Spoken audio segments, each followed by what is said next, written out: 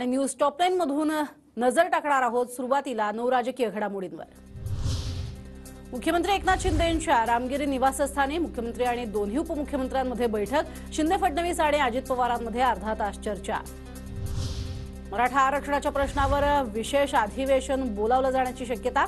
मुंबईमध्ये विशेष अधिवेशन बोलावलं जाण्याची शक्यता।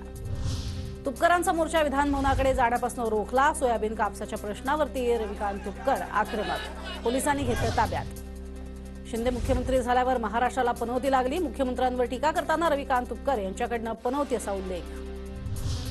मुख्यमंत्री एकनाथ शिंदे आज विधिमंडळात मराठा आरक्षणावर भूमिका मांडण्याची शक्यता। शिंदे समितीचा दुसरा अहवाल स्वीकारल्यानंतर मुख्यमंत्री काय भूमिका मांडणार याकडे लक्ष। शिंदे समितीचा अहवाल मराठा मंत्रिमंडळ उपसमितीनं स्वीकारला। बैठकीदरम्यान मंत्री भुजबळ आणि शिंदेंमध्ये स्वतंत्र बैठक। नागपुरात आज राज्य मंत्रिमंडळाची महत्त्वाची बैठक। मराठा आरक्षणासाठी आज विशेष कॅबिनेट बैठक।